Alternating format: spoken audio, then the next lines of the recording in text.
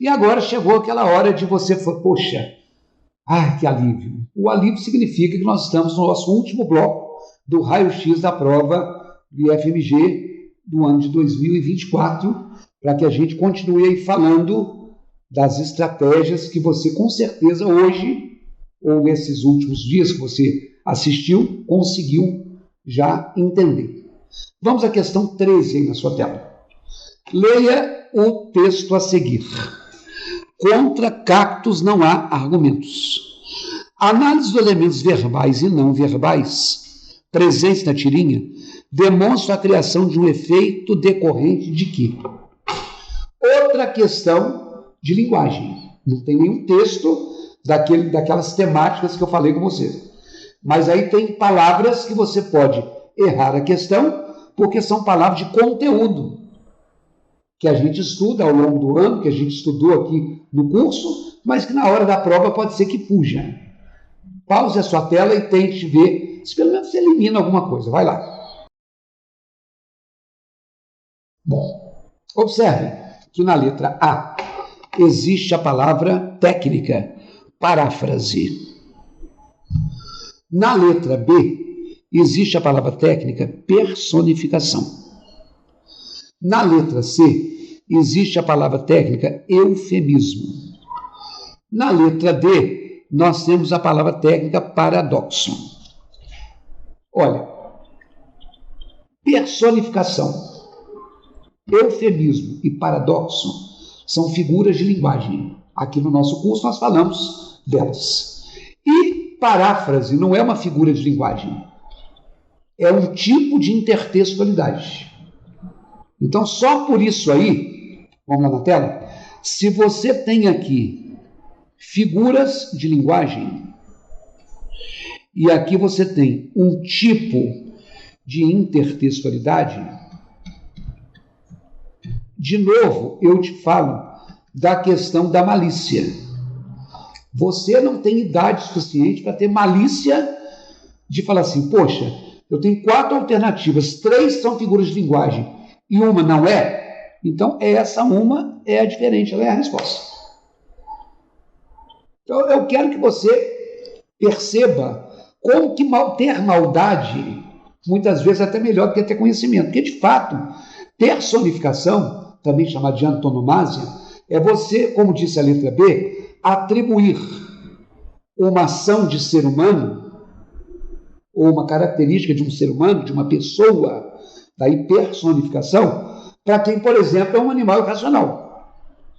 Mas quando eu falo contra cactos não há argumentos, eu não estou colocando nenhuma ação do cacto. Quando a letra C fala de eufemismo, eufemismo é o contrário de hipérbole. Hipérbole é um exagero. Eufemismo é uma suavização.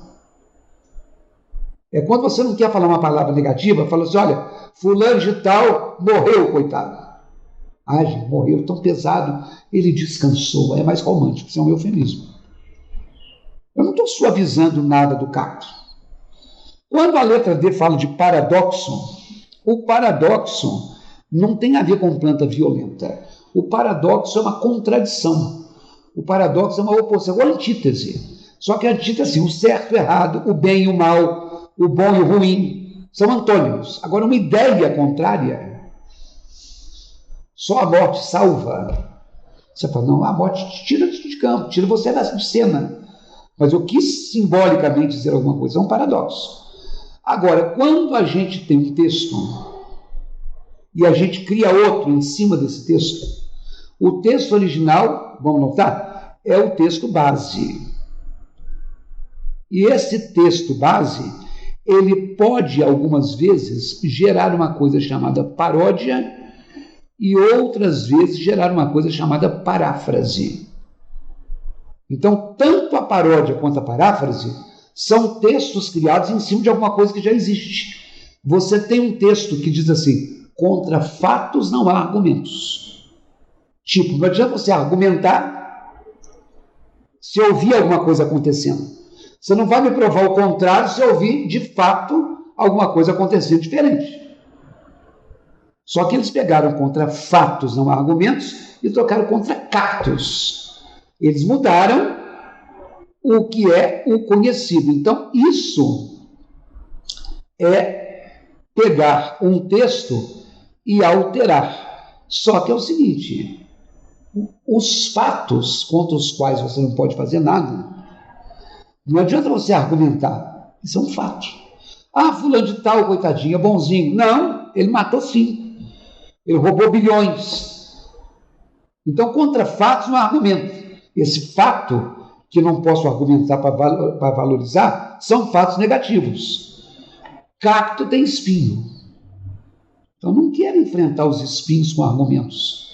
Os espinhos vão te machucar como as coisas ruins. Então, a paráfrase nos remete a uma expressão popular e, de certa forma, anotando aqui, ela mantém a intenção original.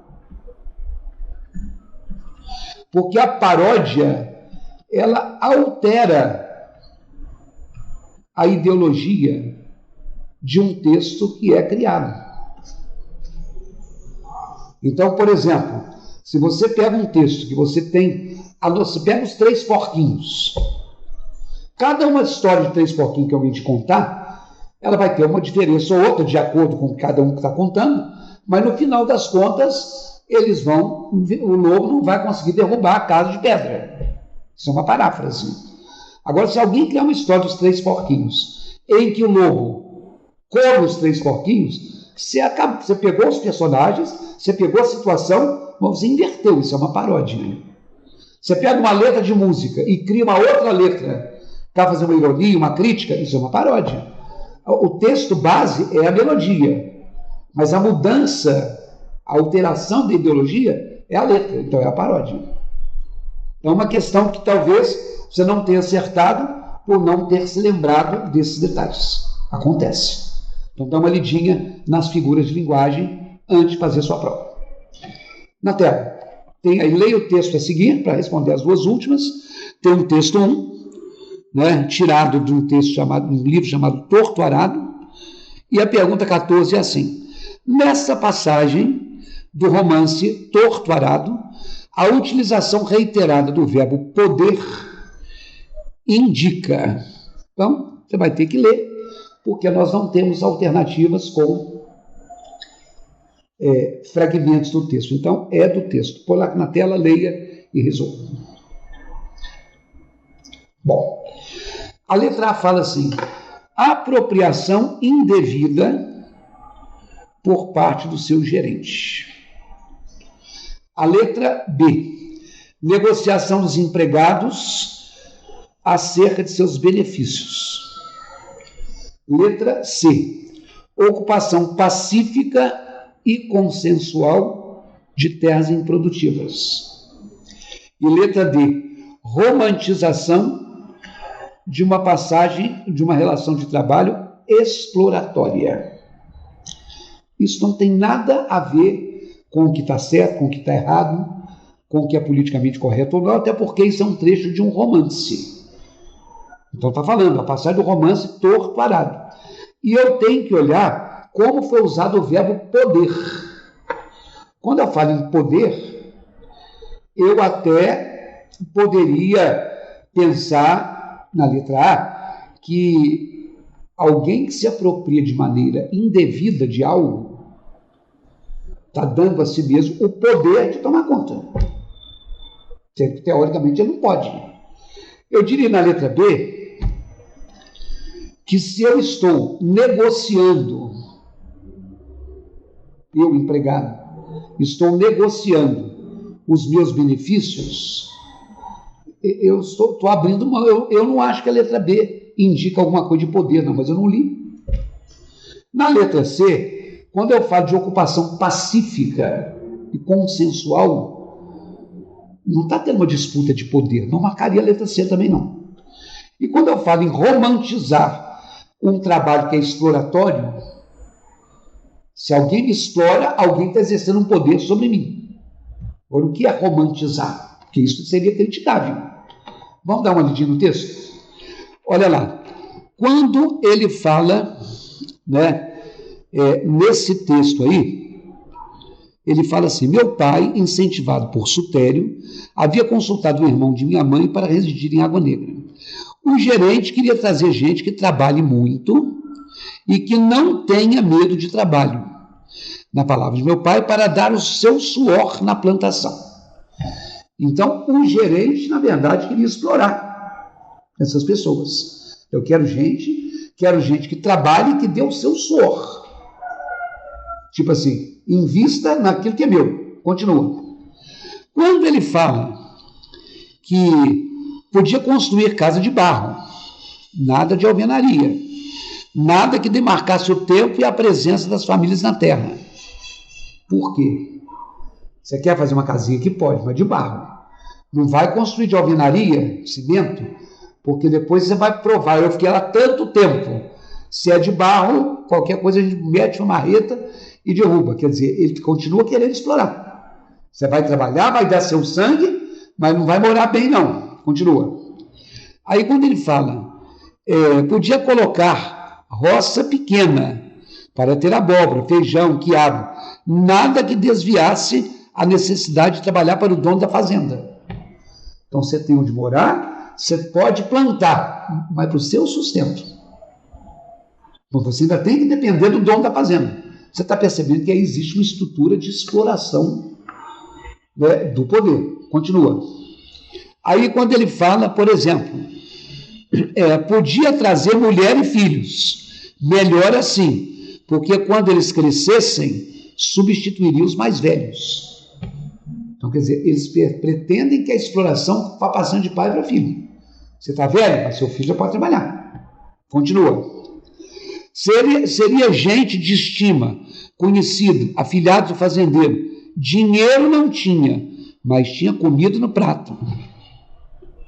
Você vai trabalhar, você vai poder plantar, você vai poder morar, você vai trazer sua família. Eu vou até batizar seus filhos. Mas você não vai receber, não. Não vai passar fome, não. Você tem o que comer, mas sem dinheiro. Na tela. Poderia ficar naquelas dadas. Vi meu pai dizer que meu filho, meu tio, que no tempo dos seus avós era pior. Então, quer dizer, o cara sabe que ele está sendo explorado, ele sabe que as condições poderiam ser melhor, mas ele se consola. Não, mas no tempo do meu avô era muito pior. Tipo assim, dentro do que nós temos está até bom. Por isso, na tela, que a resposta é a letra D. Romantizar significa trazer de uma maneira mais romântica, mais emocional, mais politicamente correta, o que é errado. O trabalho exploratório é igualzinho ao do avô. Ah, não é igual, não. Na época dele era pior. Agora a gente pode até plantar, a gente pode até trazer a mulher e filho, o cara vai até batizar nosso filho. Tem dinheiro, não, mas nós não vamos passar fome. Então o cara está sendo explorado e está procurando ver coisa positiva aí. Por isso que a resposta é a letra D. E a última questão diz assim: o vocábulo sublinhado refere-se ao termo indicado em. Isso é uma questão de coesão. São todos pronomes que estão marcados aí. Você vai ter que voltar e vai ter que achar onde está. Vai lá.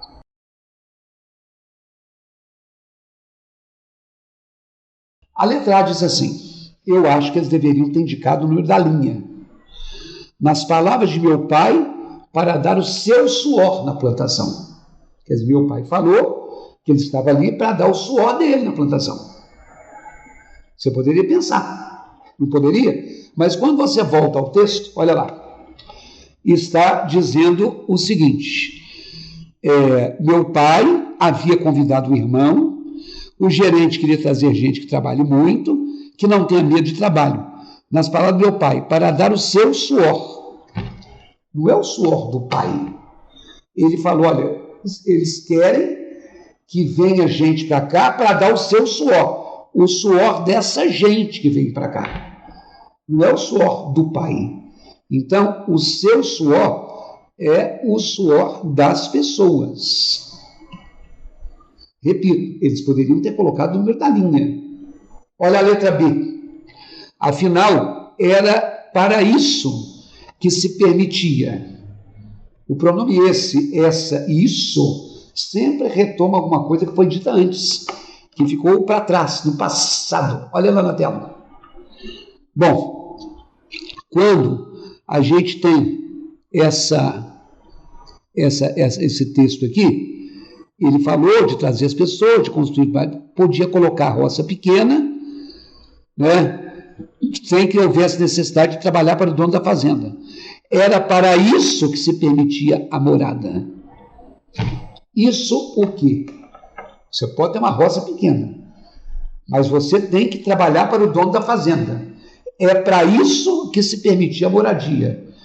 Isso não significa colocar roça pequena. Eu permito que você more aqui, não é para você plantar para você mesmo. Eu permito que você more aqui para trabalhar para mim. Então, isso aqui é trabalhar para o dono.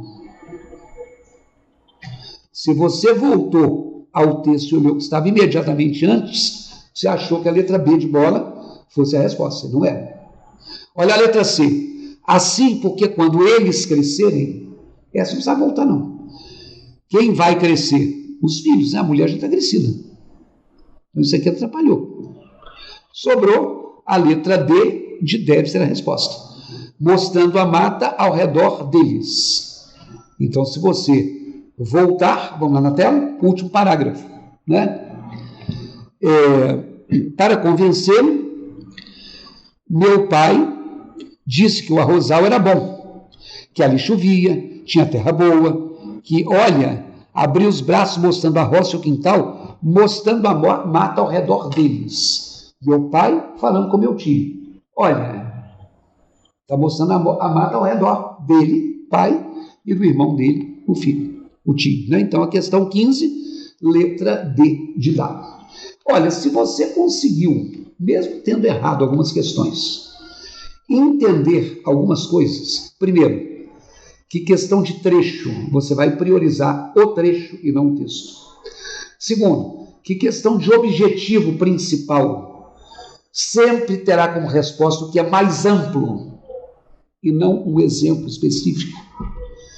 Se você pensar qual é o objetivo do texto, você vai no primeiro parágrafo e olhar se o texto explica, se o texto opina, para você saber a tipologia textual. Você já está com uma estratégia formada. E outras coisas que nós comentamos. Não deixe de dar uma olhada na ideia de intertextualidade nas suas aulas e nem nas ideias de figuras de linguagem. Porque isso aí sempre está. E a última coisa, mais uma vez, cuidado com seu posicionamento pessoal ou da sua família sobre eventos polêmicos, como política partidária, como questão indígena, como a questão de ideologia de gênero, como a questão de movimento sem terra, como a questão dessas coisas que as pessoas ficam brigando hoje em dia. Você não tem que defender o seu ponto de vista, você tem que olhar o que está no texto. Cuidado com isso, tá bom? Boa sorte para você nas suas empreitadas, nas suas investidas, nos seus estudos, e continue sempre contando conosco aqui para que a gente possa auxiliar naquilo que você tiver necessidade. Grande abraço, muito obrigado pela presença e a gente se vê por aí. Até lá.